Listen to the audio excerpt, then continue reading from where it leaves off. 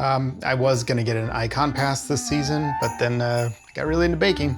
I don't miss the mountain at all. I don't. Why would I? Just gotta fill that void. Hey everybody, thanks for joining us, and thank you Outdoor Retailer for hosting us. So the premise of this talk is simple. We know that as retailers, we all want to satisfy our customers. We all want to take care of our employees, and we especially want to sell more stuff. And what I'm going to talk about today is two things that will really help you accomplish that end goal. And that's listening to your customer and optimizing your site. Do those two things and your chances of selling more increase dramatically. So I'm going to talk about three different things today, or really at least three different things. But in terms of large chunks, I'm going to speak a little bit about the current moment, going to speak about your customers, and then we are going to spend a good deal of time talking about your site and where those things come together. So just by way of background, a little bit about me and why I'm so passionate about listening to customers and making websites more effective. I've been at this for a little while and I've had some great adventures.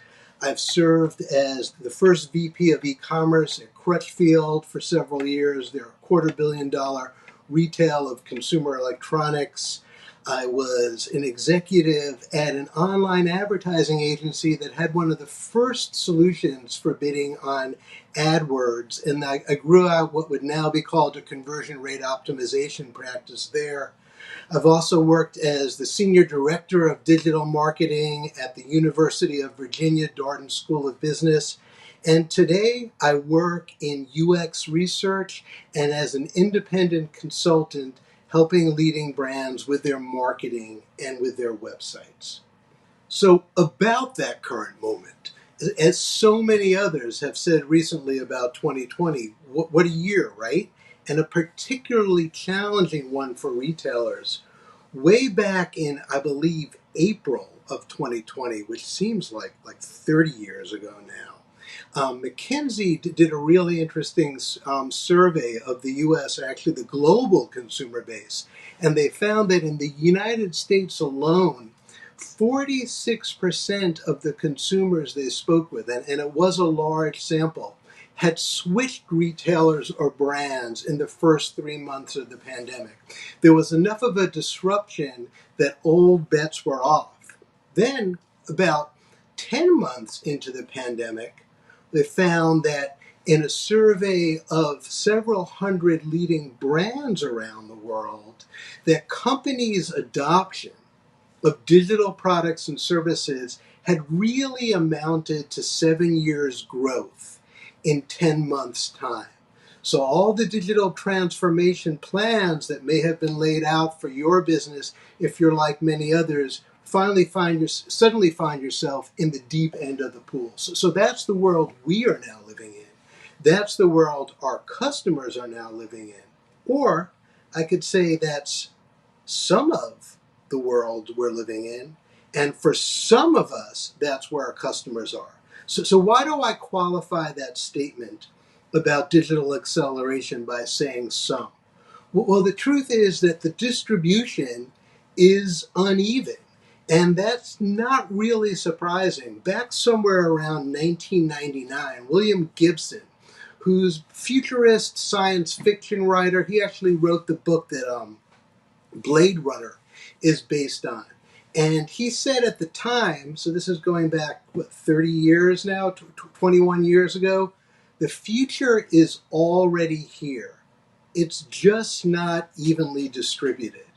And if you look at the retail landscape, you could really say the same thing, that the future of retail is already here. It's just not evenly distributed.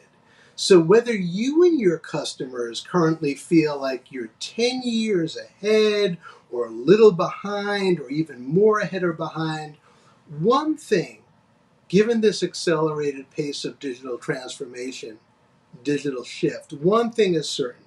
Now more than ever, your website is your brand.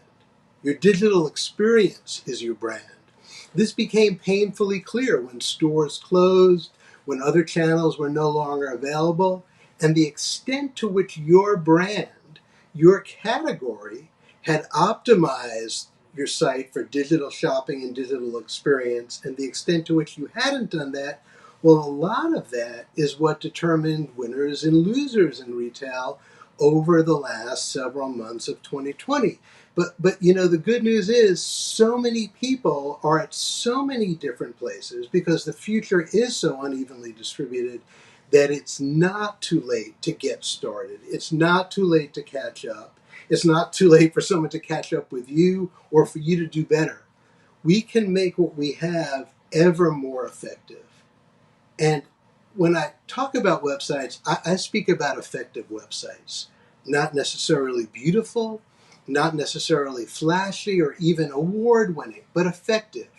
Because effective websites are the ones that take their resources and apply them where business needs and customer needs meet.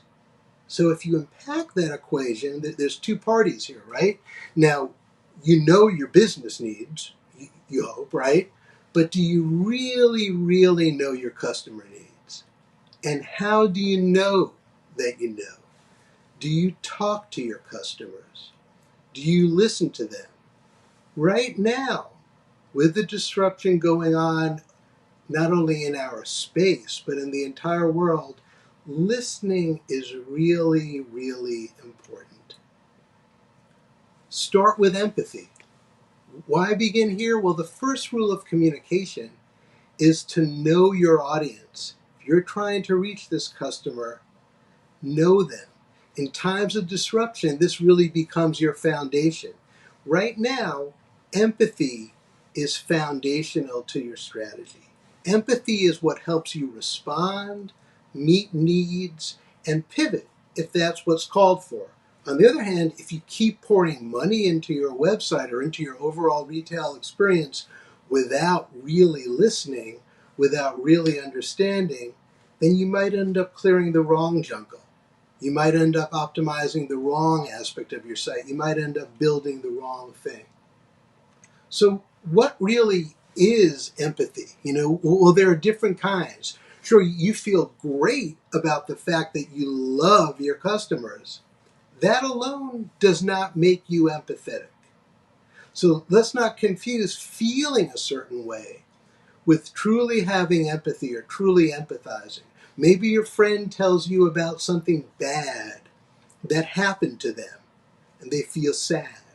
And you feel sad when you hear it and you tell your friend that. Well, that's one kind of empathy. It's what psychologists would call emotional or affective empathy.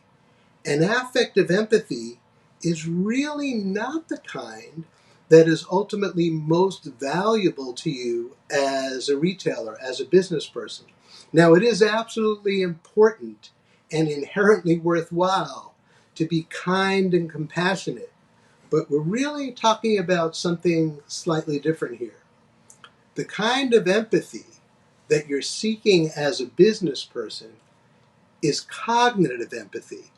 And it's no coincidence that a woman named Indy Young is one of the leading user experience researchers in the space, calls this kind of empathy practical empathy. She actually wrote a book called Practical Empathy, which is fantastic. The idea is that, well, with empathy, we all know the value of the saying, walk a mile in another person's shoes. But to do that mile walk effectively, you really need to do some other stuff first. The icons on this slide appear in a sequence that matters. First, you listen. You listen to your customer with a completely unclouded mind, and you listen systematically. Then you analyze what you're learning about what your customer thinks and feels. That analysis is on you, the retailer. Then, after that listening and that analysis, then you can walk in their shoes. Then you can get moving and take action effectively. You can't skip steps 1 and 2. When people try to act empathetic, to take on someone else's perspective, to walk in their shoes, without first taking the time to develop empathy, you end up with, as Indy Young points out, business decisions that are based on assumptions of how other people are reasoning, not based on knowledge. And when you make decisions about your business, you want your actions to be based on knowledge. So why does this matter so much? It matters because your customer's journey matters to your outcomes. 84% of customers say that the experience that a company provides is as important as products and services. 81% of brands expect to soon be competing mostly or completely on the basis of customer experience. And for hopefully a stat that, well, it may be quite germane, more germane than we want it to be. Not sure where we're headed economically, but we know that in the last recession, that the companies that were customer experience leaders versus customer experience laggards returned 3x to their shareholders. So their journey really matters to your outcomes. It's worthwhile to walk a mile in your customer's shoes. So what are some of the places, what are some of the ways that you can do that practical and effective listening? Well, let's start by talking about your metrics, about your analytics. But before we move from cognitive science to data analytics, let's give ourselves all a little bit of beautiful natural white space. We are actually at Outdoor Retailer. I thought this might be appropriate. It's a location photo that I never get tired of looking at. It's on Glacier Point at Yosemite National Park. It's beautiful. Okay, moving on. When we think about how we run our business, certainly we run it at least in part by the numbers, at least in part by our metrics. And if we're really interested in our customer, let's make sure we can find our customer in our online analytics. If you're like many retailers, you may be strongest on the programs that are measuring your outcomes. It's great. Your conversions, your average order value, your click streams, certainly you're looking at your Google Analytics or your Adobe reports, competitive intelligence, your benchmarking, and the outcomes and click streams and benchmarks, those are all absolutely important. But if all you're looking at is that, you're probably getting the what of what's going on in the online business, but you're likely missing the why. And you really need to understand the why to get to root causes and make meaningful changes to your site. So how strong is your voice of customer program? Are you really leveraging, customer feedback in a way that can improve your customer's experience and deliver specific business results? To do that, you want to pay close attention to resources like site search reports, search query reports from your Google ads, surveys like intercept surveys, exit and post-purchase surveys, and certainly usability testing, which we're going to talk about in greater detail in a little bit. You also really want to pay attention to commentary coming from your customer-facing teams, your front line, like your customer service and your sales teams. 78% of frontline employees talk about how their leaders have made customer experience a top priority, but nearly 60% say they believe that their ideas for improving the experience often aren't being listened to. Frontline employees are a really important part of your voice of customer program. But as you look at all those reports, those survey results, the search query reports, the search terms reports, you really need to segment each of them by the groups that are most meaningful, starting with buyer and non-buyer, and by time, where people were in the buying and discovery process, and where they are literally on the calendar, because changes in your data may mean that there are shifts in what's going on with your customer demographics or the products they're interested in, their preferences, and the reasons they need you. So another metric that I want to talk to you about that can give you really practical insight into what customers want is task completion rate. Task completion rate comes to us courtesy of Avinash Kaushik. Many of you probably know Avinash is the chief analytics evangelist at Google, and he came up some years ago with a really simple 3-question survey that has great impact. You're simply intercepting a portion of your traffic on your site, and you're asking them just 3 questions. What are you trying to do on the website today? Were you able to do it? And if no, why not? And when you look at if no, why not, when you begin to unpack that, you can discover a universe, a whole other galaxy of goals that people coming to your site have, and a whole range of obstacles you might not be aware of. And by tracking your successes over these goals, you get a really meaningful KPI. And by segmenting these results by any number of aspects, from what buyer and non-buyer, where they are in the journey, traffic source, etc., you're going to really have a pretty robust metric. Another great use for segmentation comes to us courtesy of the leadership at Hotjar. And they point out the value of almost and diving into almost. And what we're talking about here is listening to the people who almost didn't buy. Well, how do you know? Well, you're running customer satisfaction surveys, whether they are from third-party reviews or post-purchase surveys that you implement yourself. But when you look at those various satisfaction metrics, and you look at people who did in fact convert, but did not rate the experience with your site as highly as they could have, well, something's there. So ask those people, what almost prevented you from purchasing today? Why is that important? Those people are the ones who are converted. They're the part of that iceberg that you can see above the surface. Look at the amount of people below the surface. Look at the amount of people, the number of people who we could reasonably extrapolate had the same problem and did not make it through. So let's pivot now and go from talking about your customer to talking a bit about your site. And we'll do another little palette cleanser. Man, that looks beautiful. That's Grand Canyon National Park.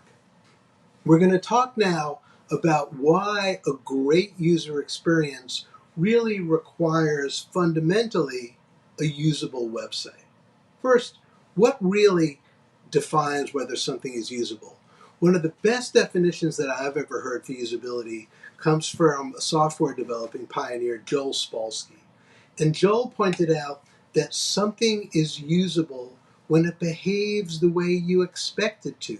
And if you think about the objects in your everyday life, everything from doorknobs to toasters to washing machines to your cars, we decide that they are easy to use if they behave the way we expect them to.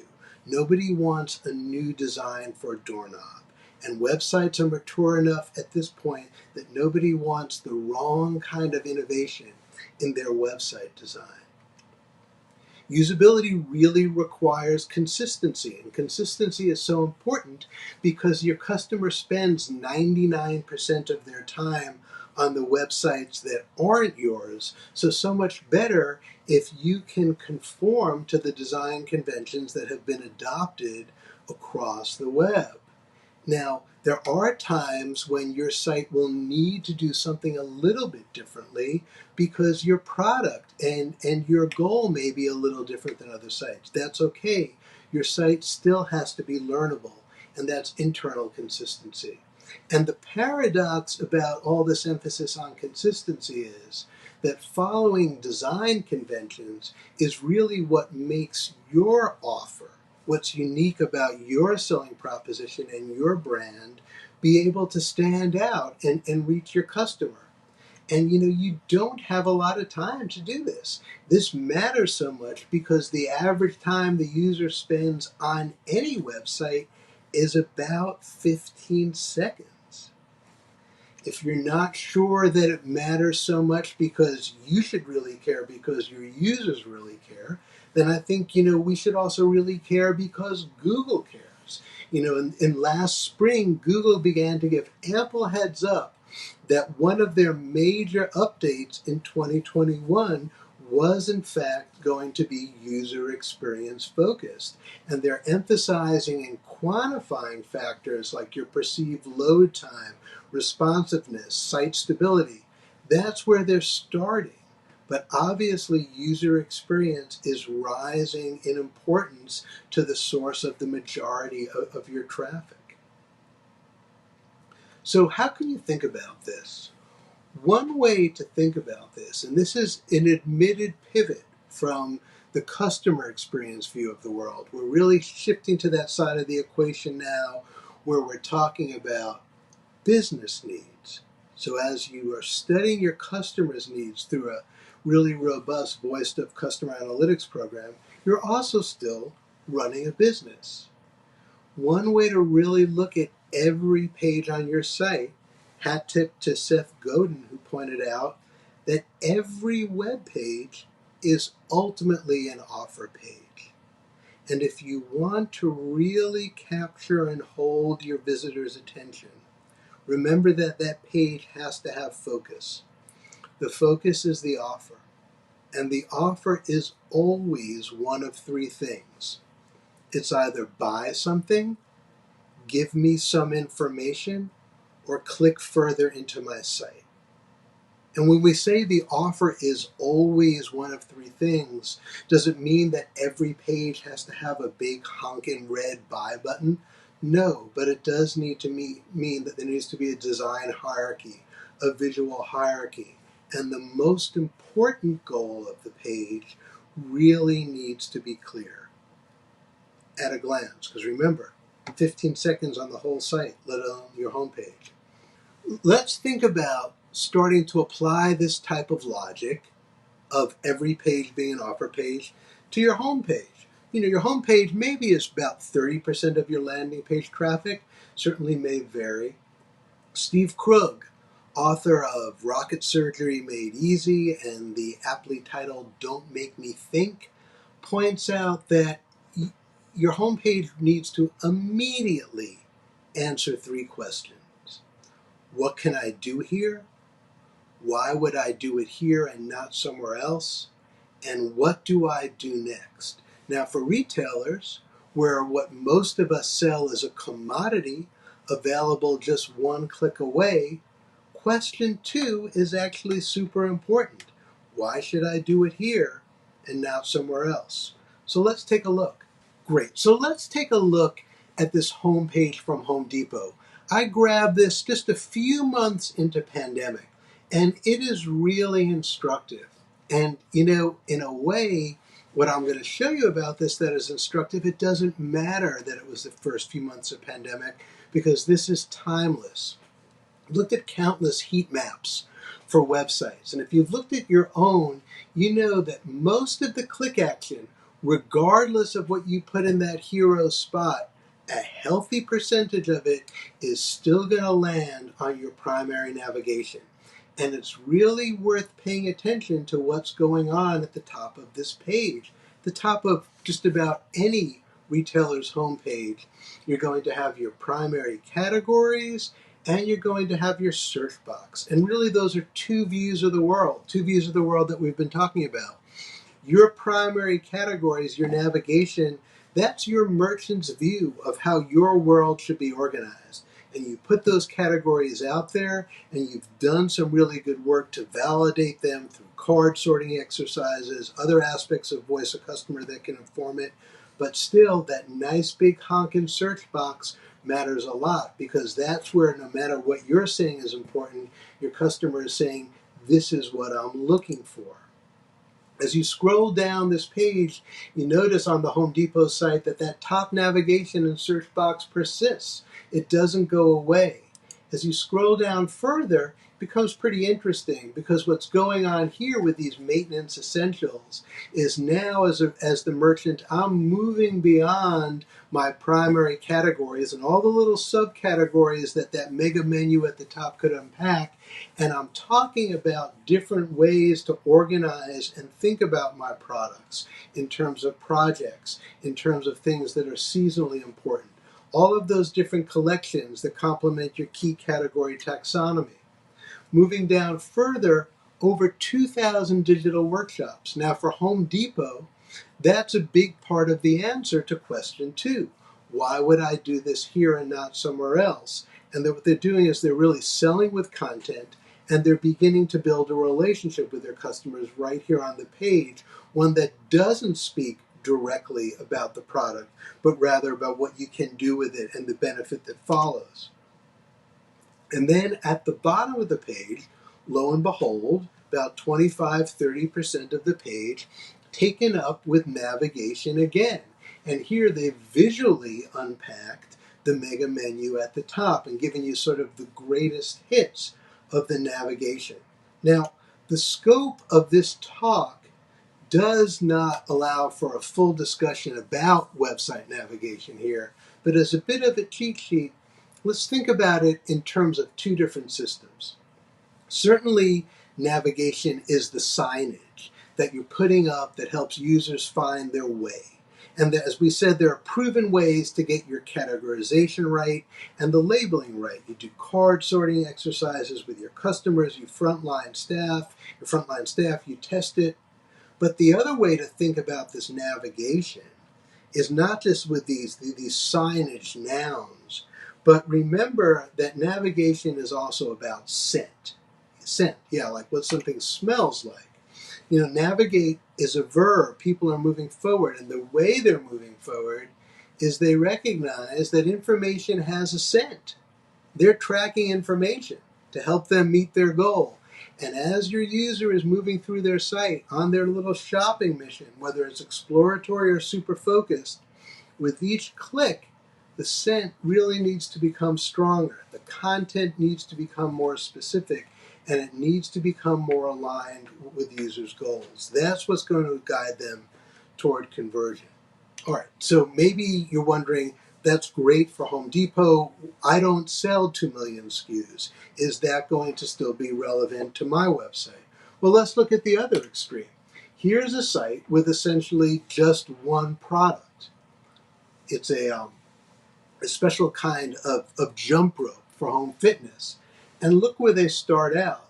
They start out with a really clear headline, at least semantically. It would have been nicer to have a higher contrast font, but it says, the fun workout you can do anywhere, even at home. Super relevant these days with gym closures. And they state that selling proposition front and center. That's the headline. It's not leading with the features of the product. That comes slightly afterwards. What they're doing here, as you begin to scroll down this long scroll page, is they're positioning their solution by contrasting it against the default solution, the fitness status quo. And then they start showing more of the product and really talking to the people who are shopping by feature.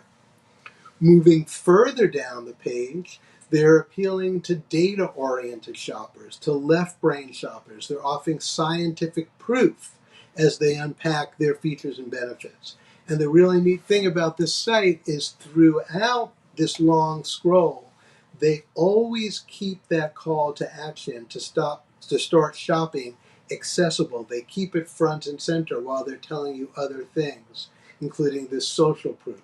And the page ends with this anchored selling presentation guiding you to one of 3 variations. The navigation remains intact, and the call to action to shop remains visible throughout. And they started out with that very simple selling proposition, which they unpacked throughout the entire homepage. The fun workout you can do anywhere, even at home. So you note that call to action was always visible. And I called out that site because they are doing such a good job of answering that question number 2. Why here and not somewhere else? They have a clear and compelling, unique selling proposition, and they give you ample proof points for it all over the page. Now, that's the type of messaging strategy that is, you can see just glancing at this diagram, you can spend meaningful months developing. But for the sake of this conversation, let's just say that your unique selling proposition is your essential offer.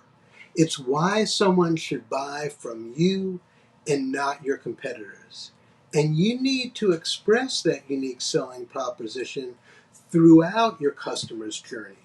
before, during, and after the time they spend on your site. And you need to express it in a way that's relevant to what your customer considers relevant, in a manner that doesn't interfere with the task that they're trying to complete, the job that they're trying to get done. So really, to have a site where unique selling proposition can really shine, you actually need great website design. You need a great user experience to make your selling proposition clear. And in that sense, your site's user experience doesn't only serve the user and their needs, it serves you and your business needs.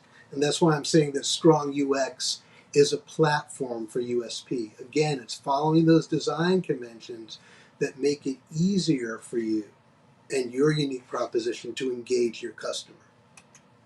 Great. So we just looked at extremes. We looked at a home page for a site with about 2 million SKUs. We looked at a home page for a site with one SKU that had the luxury of unpacking their selling proposition throughout the home page. So are we going to send everyone to your home page with a billboard of your unique selling proposition?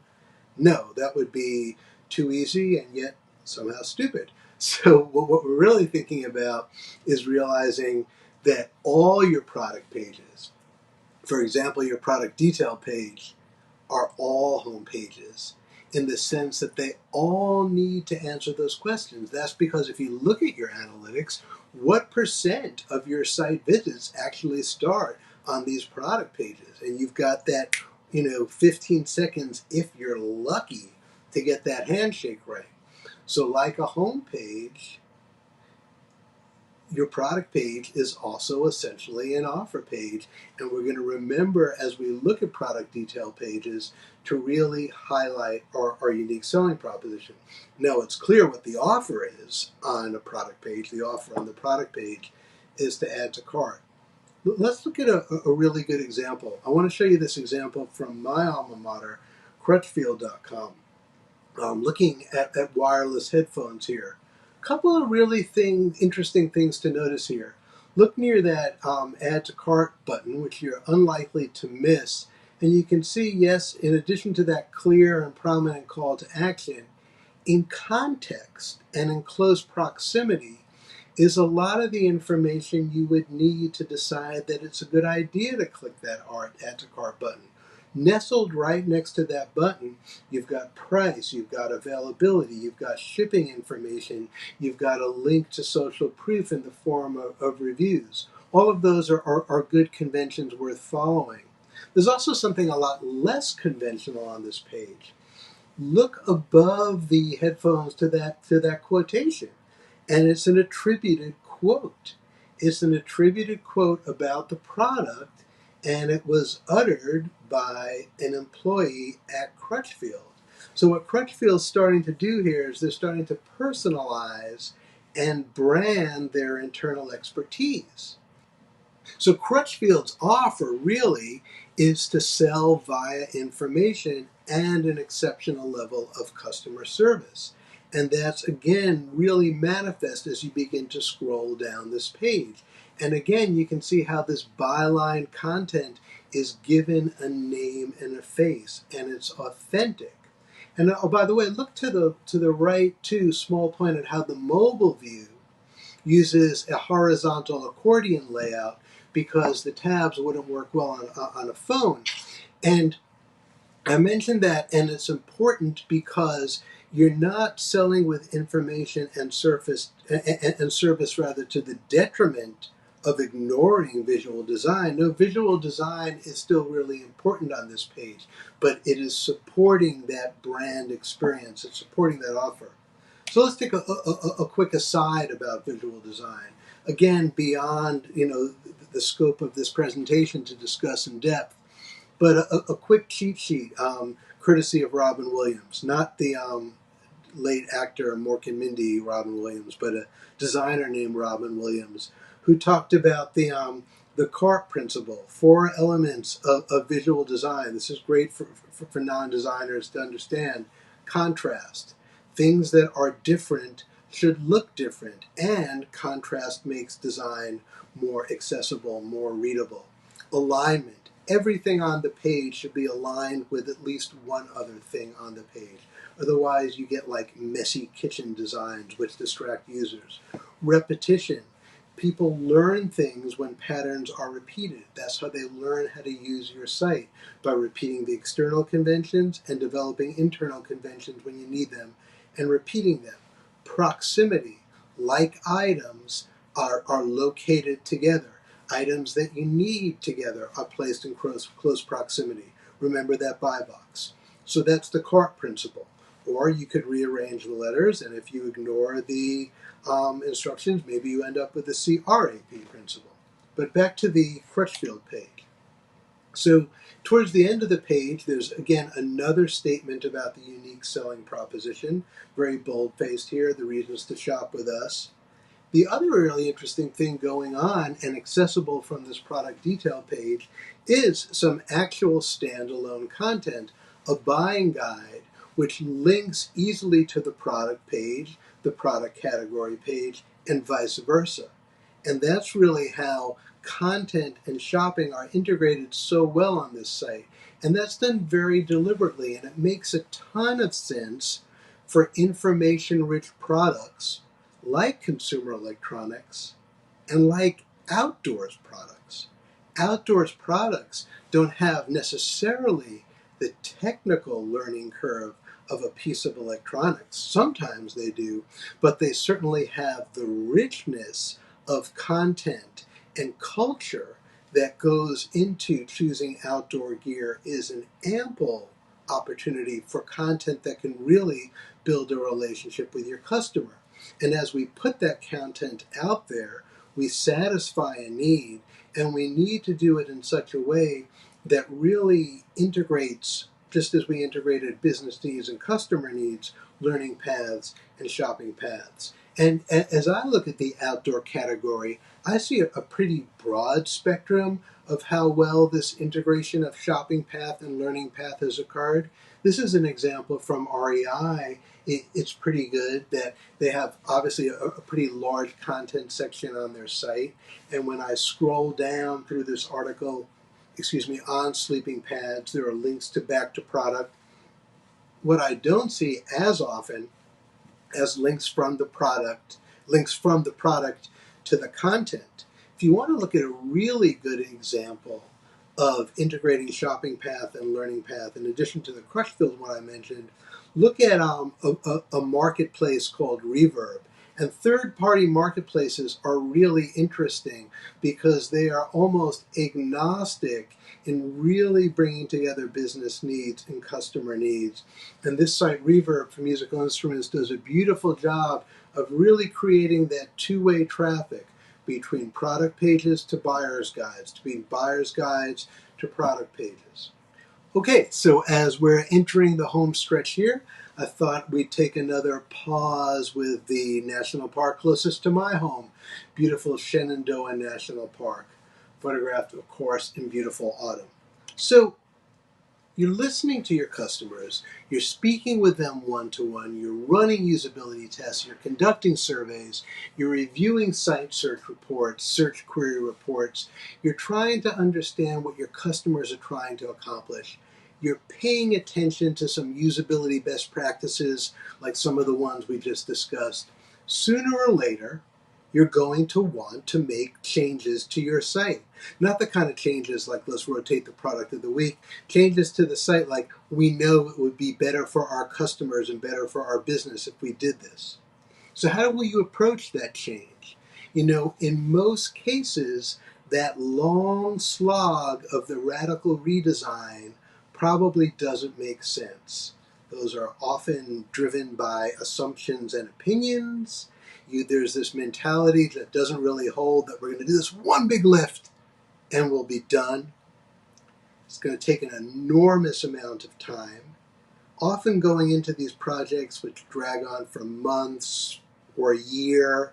The success metrics become a little unclear, pretty high risk. Also, rather than being governed by data, they're governed by hippos, the highest paid person's opinions. There's a better way. There's a notion of continuous optimization. Have goals, have hypotheses, run experiments, be driven by metrics, develop an ongoing culture of experimentation. You can have much shorter testing and design cycles. Now, if your site has sufficient traffic, you're going to do that through A/B split testing and maybe even multivariate testing. There are premium products for that. There's also a very good free product, Google Optimize. When you do those kind of tests, you're going to start with those small bets, those iterative incremental tests at first. But then you can build towards really testing larger innovations on your site. But the point is that you're testing, you're not guessing, you're measuring results. Now, what if you don't have the traffic to do statistically relevant split tests, which is going to be the case for some smaller retailers and brands? Well, then you should remember that what's foundational to all testing is user testing, usability testing. Whether or not you have enough traffic for statistically significant A/B, usability testing always makes sense. And you can drive continuous optimization cycles with this type of testing. Now, looking at the graph, the most striking insight is that if you test with 0 users, you gain 0 insights. Hey, you test with 5 users, you gain 85% of the insights that you're going to get. Now, depending on other ways that you may have to validate your usability testing results and to really see them at scale, whether it's running a survey, for example, running it by email, whatever you can get to a large number, you may actually want to increase your sample size to 15 live users. But if you're doing a series of rapid changes, you could do 3 sets of 5 and test different versions of your prototype of the site with each group of 5 users. But testing with users, hearing them think out loud as they shop your site, is truly priceless. So as you begin to embark on usability testing, some variations to consider. As I said, if you have insufficient traffic for statistically significant A/B, so you increase your user testing sampling size, get a little closer that way to validating your hypotheses. Now, when your customers are already stopping by for user testing, turn it into a real opportunity for the marketing department as well. Do really good exit surveys at the end. Do written surveys. Speaking of written surveys, if your current marketers in your organization have an affection for focus groups, which can be really fraught with herd mentality, you can introduce some written exercises in the midst of your focus group. I like to run groups where when we show a web page or we show a creative sample, everybody responds in writing individually, and then there's a discussion. Before we venture opinions, we all respond individually. Then there's a discussion. The end of the session, collect all the written responses. You have more robust data on the voice of your customer. In essence, the usability testing process is pretty straightforward. It's up there on the slide. I'm not going to read every bullet there. What's most important probably are the first and the last. Setting the goals, really having a goal, a hypothesis when you go into the experiment. What specifically are you trying to learn? What are you testing? What do you believe to be true? And at the end, when you get the results, act on them. Otherwise, no action on the site. Often, if retailers are doing user testing, in my observation, they're doing it at the end of a larger design cycle. That means they're testing a site that they worked on for a long time and they're about to release, or what they're testing with users is already 80-90% baked. That's what's called evaluative research, right? And even if you're testing an idea every 4 to 8 weeks, which would be awesome to see if you should tweak it before you roll it out, that's also great. That's still evaluative research. And you will get empathy from for your customers that way, 100%, as you listen to them think out loud as they shop your site. But do you want to go deeper? Do you want to understand what to build next, or what you really should be building in the first place. That's when you just listen. That's when you have open-ended conversations and you start to look at your prototypes that you're testing for parts of the site that you might build. And when you're testing, not just to evaluate something you already have, but to create new ideas that you can add to your strategy, that's generative research. And that's much of the user testing that goes on in Silicon Valley, in the startup world, big tech, doing this all the time, doing it a lot because it pays off. Something that more retailers, I believe, should consider is that generative research. So you're making sure that you design the right thing and not only design the thing right. So there's lots of ways that you can be doing this, especially now. People are still often at home a lot of the time. Start by testing the site with you. I know that's not technically testing, but it's a good discipline to make sure you as an executive, as a site manager, a marketer, are actually shopping your own site and encountering what your user is encountering. Start with your spouse, move on to your coworkers, then of course with your customers. All of this can be done remotely. Usually a lot more value, I believe, to have a moderator in a test who can pivot depending on what your customer is doing, and also potentially someone that you can learn from as you yourself are working to become an expert on understanding the voice of your own customer. Wow, so we just talked about 13 things. We talked about the accelerated digital shift. We talked about effective websites, about developing empathy, about voice of customer analytics, how every page is an offer page, 3 questions your homepage must answer, sentence signage in navigation, why you need a clear and compelling unique selling proposition, how your product detail page is actually like a homepage. We talked about integrating learning paths and selling paths. We talked about visual design. We talked about continuous optimization of your website versus a radical redesign. And we talked about testing your site with real customers, with real people. Thank you so much. Thank you for tuning in. Really glad to have spoken with you today. Hope you found it useful. Reach out to me anytime. I'm easy to find via email, LinkedIn, or on my website. Stay safe and healthy. Keep listening to the voice of your customer. Keep optimizing your website. Would I normally get the icon pass? Sure. But with all that Gertrude's got going on, planning her wedding and whatnot, there's just no time. Do I regret not getting the icon pass? Yeah, right. Yeah, you do. You're cooped up here, losing your mind. That's not true.